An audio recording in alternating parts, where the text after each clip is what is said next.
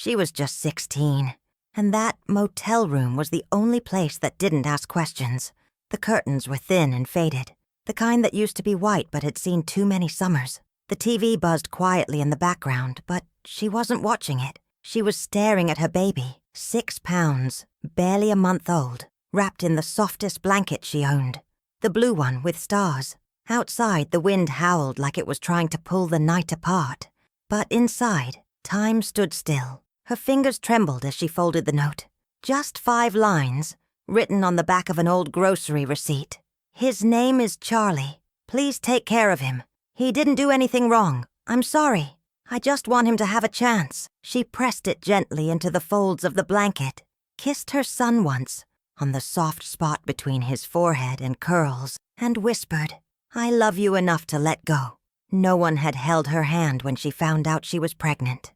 No one had held her heart when her own mother slammed the door. And no one would understand why she was about to do what she did next. But she had made up her mind. The town was asleep when she walked toward the hill, a place where no one like her was ever meant to belong. Past the diner, past the church, past the last bus stop out of town, and finally to the iron gates of the house on Whispering Pines Lane. People called it the castle, others called it cursed. All they knew was that the man who lived there had more money than God, and a heart locked up tighter than his vault. Some said he was a lonely millionaire. Some said he'd once had a family and lost them, but no one ever saw him. Not really. She didn't care about the rumors. She just knew that house had heat. That house had walls that wouldn't cave in. That house had a future. And maybe, just maybe, that man had enough coldness in him to do the one thing she no longer could. Stay. She slipped the bundle between the gates, careful not to let the baby's cry break the spell of night. Then she reached for the buzzer, pressed it once, didn't wait. She turned and walked, fast, past the church, past the diner, back to nowhere. She checked out of the motel before sunrise, left the key on the counter, left the name Maya on no one's tongue. And the man inside the gates, he never said a word about that night, until 20 years later, when someone rang the bell again. And this time, he answered the door himself. But what he saw waiting on the other side wasn't what he expected. If you've ever felt like the world gave up on someone too soon, then sit with me a while, sweetheart. This is a story about a girl who vanished, a boy who bloomed, and the second cradle that held them both. The man behind the gate was known by many names in town. Some called him Mr. Callahan. Others just said, "That man up the hill." But no one called him friend. No one knocked on his door. And if they ever did, they rarely tried twice. His world was a quiet one. Tall windows with heavy drapes, a grand piano that hadn't been touched in years, one coffee cup, always rinsed and placed back exactly where it belonged, and a study filled with unopened letters, stacked like bricks, building a wall no one could climb. He liked things still, predictable, silent. And for 2 decades, that silence had never been broken. Not until the morning a housekeeper named Alma found a baby on the front path, wrapped in a blue blanket, clutching nothing but a tiny fist and a wrinkled note. Alma was shaking when she brought him inside, not from fear, but from something else, something older, a memory she wouldn't speak of. He looked at the baby, once, and then again, and then he walked away, not out of cruelty, but because he didn't know how to hold something so fragile anymore. But he didn't call the police. He didn't put the baby in foster care, didn't send him away. Instead, he made one phone call, to a lawyer, then another, to a pediatric nurse, and by sunset, the nursery down the hall, once dusty and full of cobwebs, was scrubbed clean and warm. The baby's name, according to the note, was Charlie. And for the next 20 years, that's what Mr. Callahan called him, simply Gently Charlie. He never told the boy the truth. He never said how he came to be there. Never mentioned the cold morning he found him. He just became something unexpected. Not a father, not exactly, but a presence, a protector, a silent guardian who never said, "I love you," out loud, but made sure there was always fresh bread in the kitchen, a light on in the hallway, and someone waiting when Charlie came home from school. Charlie grew into a kind boy, then a good man, tall, like his mother, soft-eyed, steady, the kind who picked up worms after rain and placed them gently back into the grass. He never asked questions about the past, but sometimes he stared at that old front gate a little too long, as if waiting for someone who never came, until the day she did. It was just after noon when the buzzer rang, twice this time. Charlie was in town picking up supplies, and Mr. Callahan, who hadn't answered the door in over a decade, did something strange. He stood, he walked, and he opened it. Standing there in a plain coat and with her hands clenched at her sides was a woman he didn't recognize, at least, not right away. But her eyes were trembling, and something deep inside him, something he thought had long gone to sleep, stirred. She opened her mouth to speak, but all that came out was a name, Charlie. And then her knees buckled. She collapsed right there, just inside the threshold. And Mr. Callahan, who hadn't held a soul in 20 years, caught her before she hit the floor. But it wasn't her fainting that shook him. It was the photograph that slipped from her coat pocket as she fell. A photo of a baby, wrapped in a faded blue blanket, with a note behind it, folded, torn, and achingly familiar. And on the back, in her handwriting, "I never stopped watching." The room was dim when she woke up. Not dark, just dim, like a memory that hadn't been fully told yet. She blinked slowly. There was a warmth beneath her head, a quilt that smelled faintly of clover and old cedar, the kind of smell that wraps around you, not like perfume, but like something that's been waiting.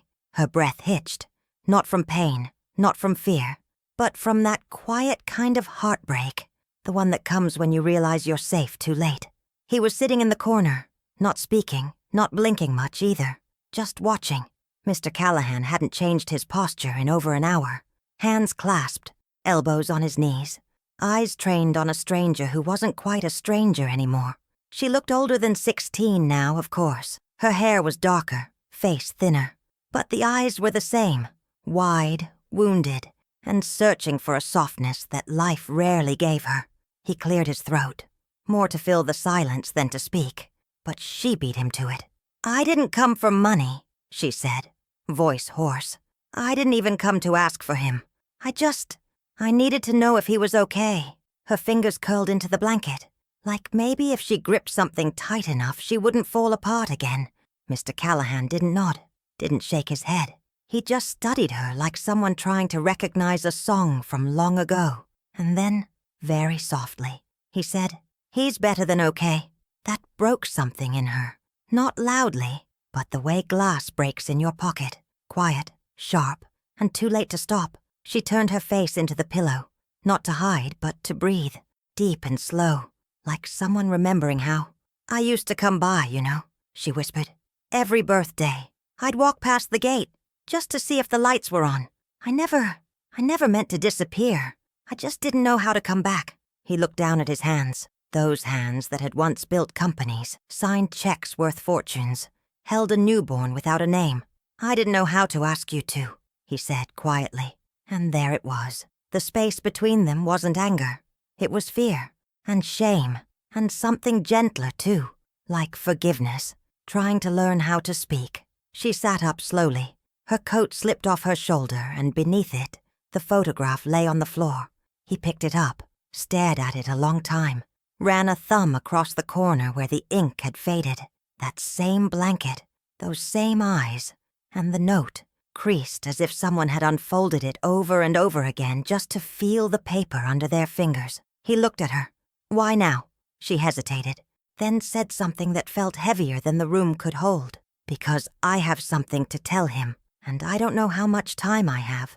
He froze, the kind of stillness that only happens when a man who's already lost everything feels the edge of another goodbye. She looked down, picked at the hem of her sleeve, then met his gaze, steady and brave. "I'm sick," she said, "and I don't want him to remember me as a rumor or a mistake." And just like that, the room that had always been silent started to feel like it was listening. Mr. Callahan stood slowly.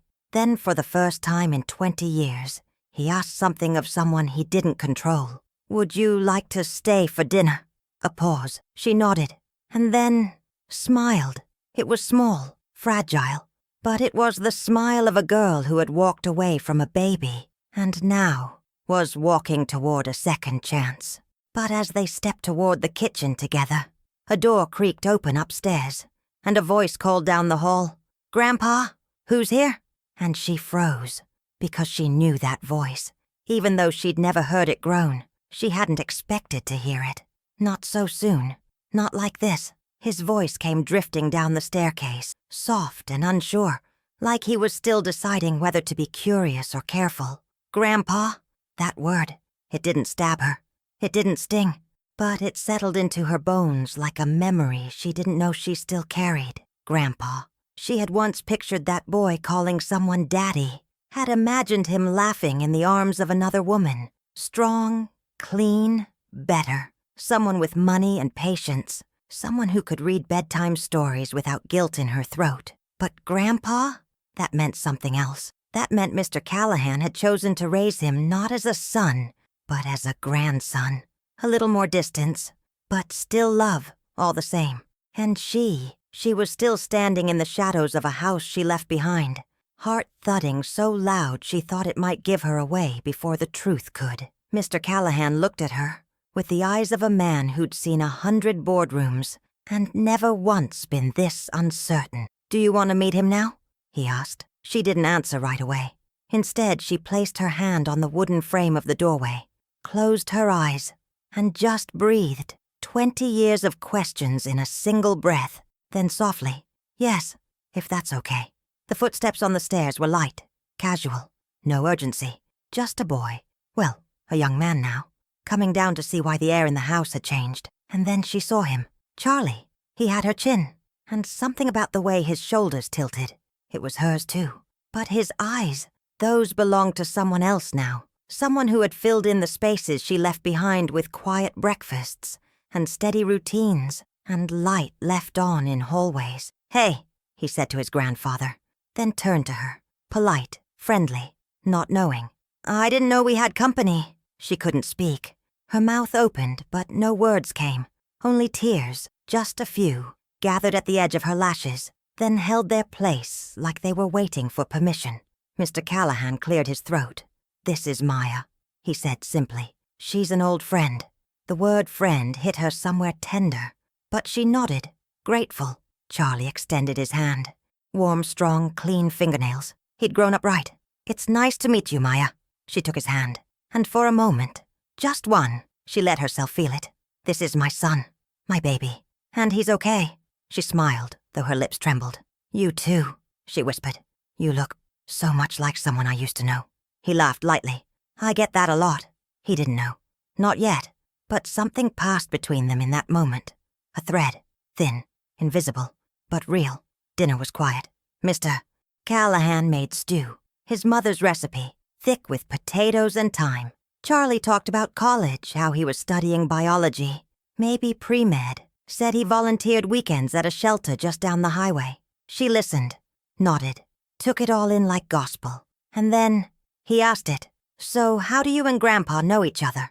There it was, the crack in the glass, the breath before the avalanche. She glanced at Mr. Callahan. His spoon paused midair, then lowered to the bowl. She could lie. She could build a story about a motel stay long ago. A job, a kindness, a moment that never really touched the truth. But instead, she reached into her coat pocket, pulled out the photo, the one that had slipped when she fainted. Charlie took it, confused at first, then quiet, staring at the baby wrapped in a blanket with faded stars. He flipped it over and read the words she'd written. 20 years too late. "His name is Charlie. Please give him a chance. I'm sorry." His hands shook, and when his eyes lifted from the paper, he wasn't looking at a stranger anymore. He was looking at her. "Maya," he whispered. But his voice broke on the second syllable, and she knew. He knew. But what he said next wasn't anger, wasn't confusion. It was the one thing she never expected. He asked, "Why did you leave me?" And she opened her mouth to answer. But Mr. Callahan spoke first. "Because I asked her to." The room stilled. Even the ticking clock on the mantel seemed to hesitate, waiting to see what would fall apart first. The silence or their hearts. Charlie blinked. You asked her to leave? His voice wasn't angry. Not yet. But it carried that tremble, the one that comes when something you thought was solid starts to shift beneath your feet. Maya's hands were folded in her lap now, tightly, the kind of tight that keeps someone from falling apart too fast. Mr. Callahan didn't flinch. I didn't say the words. Not out loud, but I might as well have. Charlie looked between them. He wanted answers. But more than that, he wanted this moment to make sense, because the man who raised him had never lied, never raised his voice, never made promises he didn't keep. But this was something else. Mr. Callahan exhaled, the kind of breath that had been trapped for decades. She left you at my gate because she thought I could give you what she couldn't. But I wasn't gentle, Charlie. Not with her. I was cold, dismissive. I didn't tell her to go, but I made it clear she wasn't welcome to stay. He turned toward Maya then, and for the first time since she'd returned, his eyes softened. She came back the next day. I never told you that. She stood at the gate for hours. I watched from the window. She didn't ring the bell, didn't knock, just stood there, like she was hoping the door would open on its own. Maya swallowed. Her voice came low and raw. I was scared, but not of you, of what it meant to stay. Charlie leaned back in his chair. The photo still trembled in his hands. I always wondered, he said. Not every day, but birthdays, holidays. I used to make up stories in my head. That maybe you were a ballerina or a traveler. That maybe you died. His voice broke, and he laughed bitterly. I used to hope you died, because it hurt less than thinking you just didn't want me. Maya reached for the table, not to take his hand, but just to be close. I wanted you every second, she said, even when I hated myself for it. I watched you grow from the shadows. I lived 3 blocks from the school you went to. I waited outside the doctor's office when you had the flu. I was there, just never close enough to ruin you. Charlie stared at her. His throat worked to form words, but none came. Then, slowly, he turned to the man who raised him. You should have told me. Mr. Callahan nodded. I know. The hurt in the room wasn't loud. It was slow and thick, like molasses, the kind that doesn't scream, but lingers. I wrote her a letter once, Mr. Callahan added, 6 months after you started saying Mama in your sleep. He got up, walked to a drawer in the far corner of the study, pulled out an envelope, yellowed, creased, unopened. I never sent it, because I was afraid she'd come back and I didn't know if I could share you. He handed it to Charlie. The boy, now a man, opened it slowly, his hands shaking like they had that night on the stairs. The letter was short. He smiled today. I thought you should know. He likes applesauce and hates bath time. He says mama when he's tired, and I pretend it doesn't undo me. He's beautiful, just like you. I'm sorry I didn't say thank you. You gave him life. Now I'm trying to give him more. Charlie folded the letter, and for a long moment, none of them spoke. Then, softly, without judgment, he looked at both of them. I don't know what this means yet, he said. I don't know if I forgive you, or if I'm just relieved to finally see your faces in the same room. Maya nodded, tears falling freely now.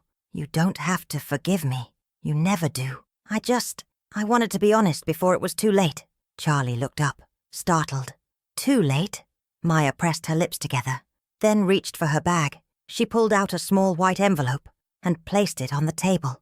Inside, a hospital letterhead, a diagnosis, words that weighed heavier than 20 years of silence. Mr. Callahan's face went pale, and Charlie didn't read it yet. He just looked at her. What is this? Her voice was quiet. I didn't come back to ask you to love me. I came back because I wanted to say goodbye properly. But before he could answer, the power flickered, and the front door burst open with the wind. Charlie rose to check it, and found something strange on the porch. A small wooden box. No address, no name. Just one word carved into the top, Maya. And when she saw it, her face went white, because she'd seen that box once before. At a funeral she never told anyone she attended. Maya's breath caught in her throat the moment she saw it. The wooden box on the porch, small, sanded smooth, and darker than she remembered. But it was the carving that sent a chill down her arms. Her name, in the same careful handwriting, carved in cedar. She didn't reach for it. Not at first. Her knees trembled as Charlie closed the door against the wind, setting the box gently on the hallway table. He looked to her, waiting, like he sensed that whatever this was, it didn't belong to him. Mr. Callahan stepped forward, his voice low. "Maya, what is that?" She swallowed hard, ran her fingers lightly over the lid. "I thought it was buried," she whispered. Charlie frowned. "Buried?" She sat down slowly on the edge of the staircase, the box untouched beside her. "There was a man," she said softly, eyes far away now. "His name was Raymond. He worked at the motel where I stayed. The night I left Charlie, he was the only one who noticed me leaving without the baby." Mr. Callahan stiffened. "I remember the name. He called the house 2 days after, said he thought I'd done something awful." Maya nodded. "He followed me around for a while. Not to hurt me. Not really. Just to understand. He didn't know whether to call the cops or help me. One night I saw him leave a blanket at the park bench I was sleeping on. Another time he left food." Charlie leaned closer, confused. "So who sent the box?" Maya reached up, brushing a strand of hair from her face. "When Raymond died, about 5 years ago, I went to his funeral. I didn't go inside. I just stood under the trees out back. There were only a few people. A cousin, maybe. A pastor. And someone wheeled out a cart of things he'd kept over the years." Her eyes grew glassy. "I saw the box. I didn't think it was mine, but something about it felt familiar, like something unfinished. Before they lowered his coffin, they placed it beside him, said he'd left instructions, that it belonged to someone named Maya, and they didn't know how to find her." Charlie looked down at the box again. "So how did it get here?" Maya shook her head. "I don't know." Mr. Callahan stepped closer, slowly, and opened the lid. Inside, a handful of worn items, a silver bracelet, a motel room key, room 6, a photo of a baby boy wrapped in a blue star blanket, cradled in a woman's arms on a bench outside the emergency room. The photo was grainy, clearly taken from a distance, but the woman was unmistakably Maya. And beneath it all, folded carefully, a page from a journal, in Raymond's handwriting. "She's not like they said she was. She checks on the boy, leaves things near the gates. Books, baby shoes, drawings. Never knocks, never speaks. I think she's afraid she'll break him just by being close. She's living in her car now. Still won't go home. Still won't forgive herself. I think she believes she's poison. If she ever comes back, give her this. She deserves to know that someone saw her, that someone believed her love was real." The silence that followed was sacred. Charlie didn't speak, didn't move. He just looked at her. Not the woman who left, but the woman who stayed, in the only way she knew how. "Maya," he said softly, holding the photo in both hands. "Did you really come every year?" She nodded. "Sometimes I'd leave something small, like a drawing I knew he wouldn't see, or a little toy tucked into the fence. Once I even left a copy of Goodnight Moon, right before his 3rd birthday. I told myself I was just a stranger leaving gifts." Her voice cracked. "But I was your mother, always. I just didn't know how to be." Charlie looked down at the photo again, then stood, walked toward her, and knelt. "You didn't ruin me," he said. "I know," she whispered. He reached into the box again, pulled out the motel key, room 6, and something passed between them, something neither could explain, like a thread had been tied, all those years ago, and had finally been pulled taut. Mr. Callahan cleared his throat, eyes glistening. "I didn't know," he said. "I thought she had vanished. I never imagined she was always just outside." Maya looked up at him, and for the first time there was no tension between them, just sorrow, and something else, something gentler. "I didn't blame you," she said. "You should have." She smiled. "I did, for a while. But then I saw Charlie, healthy, kind, good, and I knew I made the right choice. I just didn't know if I'd ever get to say it out loud." The box sat open between them, the past, scattered and real. And then, a soft knock at the door, 3 slow taps, almost hesitant. "Mr. Callahan looked toward the hallway. Charlie stood, cautious. "I didn't order anything." But when he opened the door, no one was there. just a small envelope tucked beneath a smooth riverstone, and inside, written in all caps, "The truth isn't done with you yet." And Maya, she turned pale as ash because she knew that handwriting, and the person who wrote it should have been dead. Maya stared at the envelope in Charlie's hand like it was burning through the air. "The truth isn't done with you yet." The letters were sharp, all capitalized, no punctuation, just like he used to write. Charlie looked at her. "You know who sent this?" She nodded slowly. Her voice was barely a breath. "Trevor." Mr. Callahan frowned. "Trevor who?" Maya's eyes didn't move from the envelope. "My brother." Charlie blinked. "I didn't know you had a brother." She closed her eyes, a long silence rising between her ribs. "He was older, by 6 years. He wasn't kind. Not when we were kids. Not when I came home pregnant. He's the one who told my mother to lock me out." Mr. Callahan's jaw tightened. "You mean he abandoned you?" Maya shook her head. "No, I mean he taught her how to. There's a difference." The riverstone on the envelope was smooth and dark. Charlie picked it up, turned it over. A single word carved faintly on the bottom. "Look." Inside the envelope wasn't just a note. There was a photograph, faded, torn at the corner. It showed a woman, young, tired, holding a newborn in her arms. But this time, it wasn't Maya. It was a nurse, holding Charlie, and beside her, Trevor, leaning in just close enough to prove he'd been there that day. Maya's hand flew to her mouth. This was at the county hospital. I delivered there, alone." She pulled the photo closer. "He told me he never came, that he didn't want to see me shame the family. But this proves he was watching. All along." Charlie took the photo gently. "You mean he knew where you were?" She nodded. "And worse, he knew where you were. He saw me hand you over at the gate. I felt eyes on me that night, but I thought it was just guilt or fear." Mr. Callahan leaned forward. "And now he's sending messages? After all this time?" Maya's voice was tight. "Trevor didn't do anything without a reason." They sat in silence for a long minute, the kind that stretches into the corners of a room. Then Charlie stood. "I want to find him," he said. His voice was calm but firm. "I need to know what he knows. And why now?" Maya grabbed his arm. "No, you don't know him. He's not like us. He'll twist whatever you ask. Turn it back on you. He always did." Charlie didn't flinch. "I'm not a child, Maya. I just found out I was left at a gate, raised by a man who thought he had to do it all alone, and loved by a mother who was never allowed to stay. I have questions, and if Trevor has answers, I'll take the risk."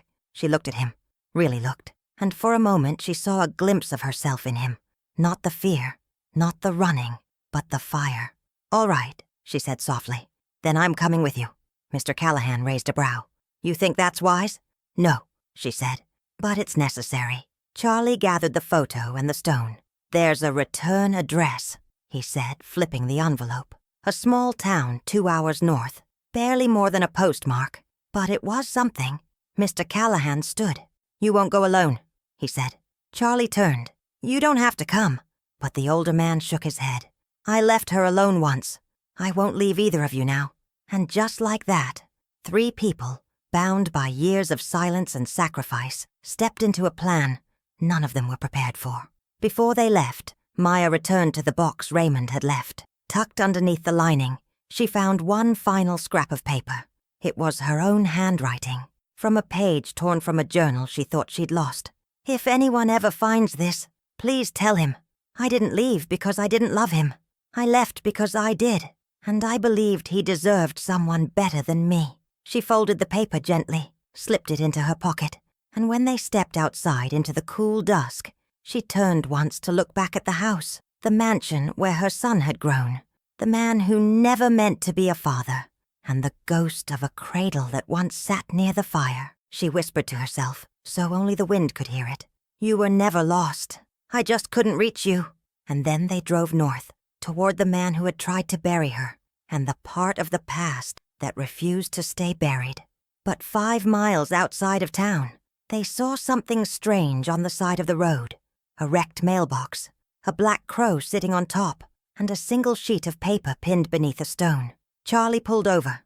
Maya got out. She lifted the page and gasped, because it was a copy of the hospital letter, the one she had left inside the house.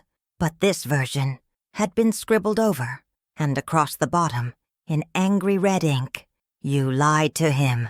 Now I will tell him everything." The rest of the drive was quiet. Not the peaceful kind, but the kind where everyone's carrying their own storm inside, afraid to let it slip out. Maya stared out the window, her knuckles pale from gripping the edge of her coat. Charlie tapped his fingers on the steering wheel, steady, controlled, but his jaw was clenched so tight it looked painful, and Mr. Callahan sat in the back seat, silent as a prayer, his eyes lost somewhere far beyond the glass. They didn't speak of the letter, of the red ink, of the word liar, written 3 times across the top of the page, like it had been screamed silently onto the paper. When they finally pulled into the town, if you could call it that, it looked like a place time had passed by on purpose. Just 3 stores, a gas station, and a row of houses with peeling paint and tired porches. Everything smelled faintly of wood smoke and rusted swing sets. The return address from the envelope led them to a white house at the end of a gravel lane. No curtains, no mailbox, no signs of life. Just a front door with peeling paint and a porch that sagged slightly on the left. Maya's breath hitched the moment she saw it. "He used to write letters from this porch," she murmured. "To the sheriff, to the school board. He was always writing about people he didn't like." Charlie gave her a look. "What did he write about you?" She didn't answer. Didn't need to. They all knew. Mr. Callahan stepped out first, his long coat catching the wind. "I'll knock." But Maya reached out, gently touching his arm. "No, this is mine." She walked slowly toward the door, every step echoing years she thought she'd left behind. And when she knocked, there was no answer. She knocked again, waited. Then she saw it. The door wasn't locked, just pulled shut. She looked back at the 2 men behind her, then turned the knob. The door creaked open, and inside, silence. The kind of silence that feels intentional, like the walls are holding their breath. The air smelled of old paper and burnt coffee. The light was dim, filtering through dusty blinds, and everywhere, stacks of notebooks, loose pages, clippings from newspapers taped to the walls. Charlie stepped in behind her, whispering, "What is this place?" Maya didn't answer, because her eyes were fixed on one wall in particular. It was covered in photos, not framed, not neat, just taped up, thumbtacked, some even stapled. Photos of Charlie, as a baby, a toddler, a boy on a bike outside the schoolyard, then older, his high school graduation, him volunteering at the animal shelter, sitting with Mr. Callahan on the porch of the mansion. Dozens of moments, private ones Maya had never even seen. Charlie's mouth dropped open. "These were taken without me knowing." Maya stepped forward. Her voice was small. "He was watching you." She reached out to touch one photo, Charlie at age 10, a scraped knee and a popsicle.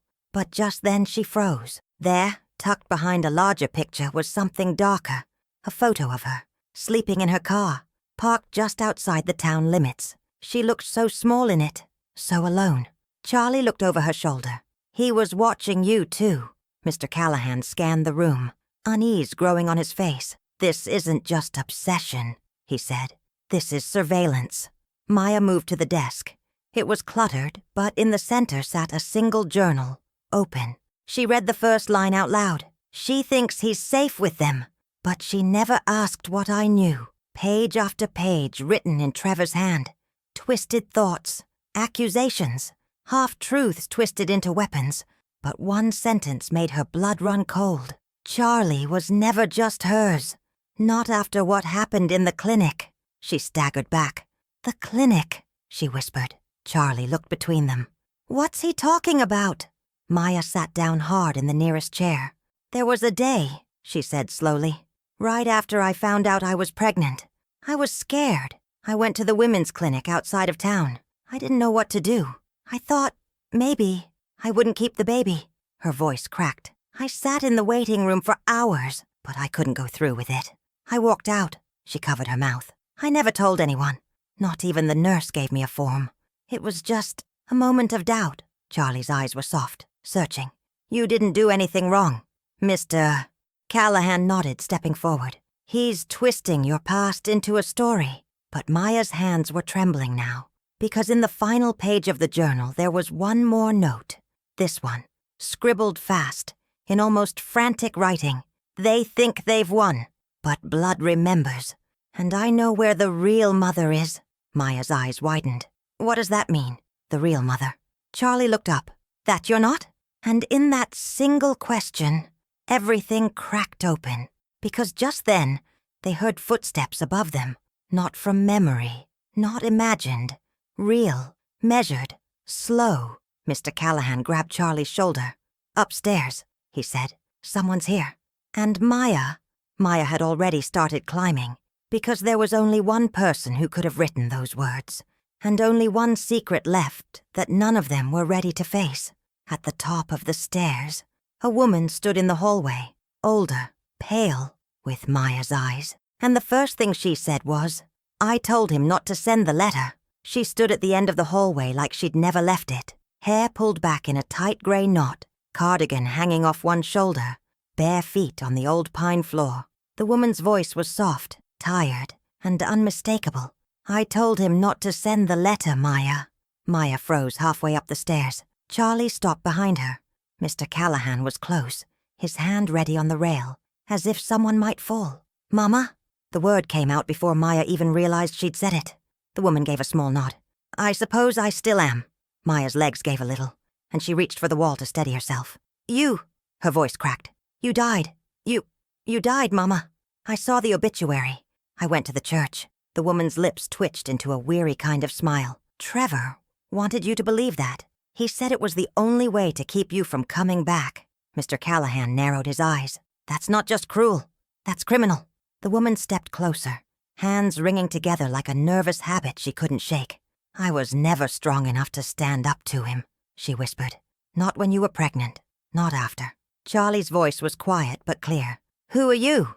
The woman looked at him. Really looked, and something crumbled behind her eyes.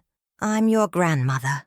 Charlie didn't move, but Maya did. She stepped fully into the hallway now, facing the woman she hadn't seen in 2 decades. "You watched me knock on that door at 16, she said. "You locked it, while I stood outside in the rain, with a baby inside me." The woman nodded, tears slipping quietly down her cheeks. "I know. You left me. I know. You let him tell me I was worthless." This time the woman's knees buckled. She sank into the chair beside the hallway table. "I let him tell me that first," she said. "For 30 years. Maya stood silent for a moment, the storm in her chest louder than anything outside. "You could have written. You could have found me. You could have tried." The woman looked up, and for the first time there was no defense in her voice. "I did. Once." She pulled a small envelope from the drawer beside her, handed it to Maya. The postmark was smudged. The year was 2007. Maya opened it slowly. Inside, a single photo. Charlie, around age 2, asleep on a picnic blanket, chubby cheeks and a juice cup beside him. And on the back, just 4 words, written in gentle curling script. "He's beautiful. I'm sorry." Maya covered her mouth. "You saw him?" The woman nodded. "I used to drive by. I left a stuffed bear at the gate one Christmas. I thought maybe you had him back. I didn't know Mr. Callahan had taken him in until much later." Charlie stepped beside Maya now. "And Trevor? What was his part in this?" The woman's eyes dropped. "He told me if I ever tried to contact either of you, he'd tell the courts you were unfit, that I'd covered for you, that he'd take the baby from whoever had him. He wanted control, not out of love, but out of spite." Mr. Callahan stepped forward now, firm. "Where is he?" The woman hesitated, then stood, slow and unsteady. I think he's in the barn. He stays there now. Keeps his notebooks, his cameras, all of it. Says he's writing something important, something that'll undo the lies." Charlie turned to go, but Maya grabbed his arm. "Wait." He looked at her, saw something flicker in her face, fear maybe, or memory.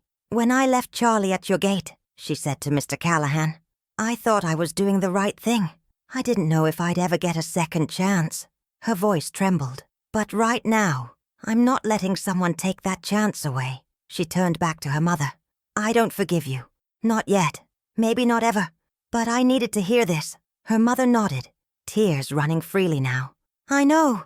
And then they went outside, all 3 of them, past the rotting garden gate, across the frost-stiff grass, toward the red barn at the edge of the property. The door was ajar. Inside, dust and paper, dozens of boxes, and taped to the walls, newspapers, photos, names circled in red, and in the middle of the barn, a cot, empty, still warm. Mr. Callahan scanned the room. He's been here recently. Charlie found a sheet of paper on the floor, just fallen from the desk. He picked it up. At the top, in Trevor's blocky scroll, "If I can't rewrite the past, I'll ruin the ending." And at the bottom, one more line. "Meet me where she left him. Midnight. Alone." Charlie looked at Maya. "Where you left me," he said quietly. "The mansion." Mr. Callahan turned to them. "We're not letting you go alone." But Charlie was already stepping back. "No," he said. "He asked for me, and I need to end this." And Maya didn't stop him, because something in her heart told her this wasn't about revenge. This was about a truth that had waited long enough. Charlie walked the long driveway alone. The gravel under his boots sounded louder than usual, like even the earth knew what this night meant. It was cold, but not bitter, the kind of cold that keeps you alert. The moon sat low, casting silver shadows over the wrought iron gate, the same one that had watched a girl place down her baby and disappear into the dark 20 years ago. And now, the boy who had been wrapped in a blue star blanket stood at that same gate, holding nothing but a flashlight and his breath. He didn't have to wait long. A shape stepped out from the trees across the road. Not hurried, not hiding, just waiting. Trevor. Older now, gray at the temples, the same sharp jawline as Maya, the same eyes, but colder, like they'd seen the world and chosen not to be moved by it. "I didn't think you'd come alone," Trevor said, his voice calm. "I'm not scared of you," Charlie replied, steady. Trevor nodded, almost respectfully. "You should be." Charlie studied him in the moonlight. This was the man who'd tried to erase his mother, who had faked her death, kept her away, watched him like he was a threat, or worse, like he was an object. But now, up close, Charlie didn't see a monster. He saw a man twisted by something else, something sad. "You lied to everyone," Charlie said. "Why?" Trevor took a slow breath. "Because your mother ruined everything. She got pregnant by a boy she wouldn't name, embarrassed the family, left town. I tried to help her, but she never listened. She was always soft, dreamy, like life wouldn't hurt her if she just closed her eyes hard enough." Charlie took a step closer. "She was 16, Trevor's jaw clenched. "And I was 22, cleaning up after her, covering for her. Do you know how many jobs I lost, trying to keep her secret? How many times I had to lie?" He turned, pacing now, his breath fogged in the air. "I told our mother to shut the door that night, because I knew Maya would only bring more damage. But she kept coming back, watching you, pretending she'd done the right thing by leaving you. Like that's what love looks like." Charlie's voice was quiet now, but it was love. Trevor stopped, looked at him. "What? You don't know her." "Not really," Charlie said. "She didn't leave because she didn't care. She left because she thought she'd poison me if she stayed. And when you love someone that much, it breaks something inside you." Trevor's eyes hardened. "She left you to be raised by a stranger." Charlie shook his head. "No, she left me at the safest place she could find. And you know what? That stranger gave me a life. He raised me to be kind. He never once used my past against me. That's something you'll never understand." The silence hung heavy between them. Charlie stepped forward, his voice strong now. "So why the letters? Why the photo? Why bring her back now?" Trevor stared at the gate, his hands trembling slightly. "Because I thought, if I told you the truth before she did, you'd hate her. And if you hated her, maybe you'd never go looking." Charlie blinked. "But why stop me from finding her?" Trevor's voice dropped. "Because if you knew who she really was, maybe you'd stop loving her, and I wouldn't have to be the villain." Charlie stared at him, and slowly, a deep, quiet ache rose in his chest. Not anger, not pity, grief. "You weren't the villain because of what you said," Charlie whispered. "You were the villain because you needed her to be the monster." Trevor looked away, and for the first time that night, he didn't have a reply. Charlie reached into his coat pocket, pulled out the letter Maya had left at the mansion 2 nights before, the one he'd read under a lamp, alone in his room. He held it out. "I forgive her," he said. Trevor didn't take it, Charlie let it fall to the ground between them, and then, slowly, he turned to go. Tell your version of the story if you want. Write all the angry pages. Tape every photo to your wall. But I know who she is now, and that's enough. He stepped back through the gate, hands steady, and left Trevor standing there, alone with his silence. Back at the mansion, Maya waited at the window. She saw her son walking up the hill, head high, breath rising in clouds. She met him at the door. He didn't speak, just opened his arms, and for the first time in 20 years, she held him like she was never going to let go again.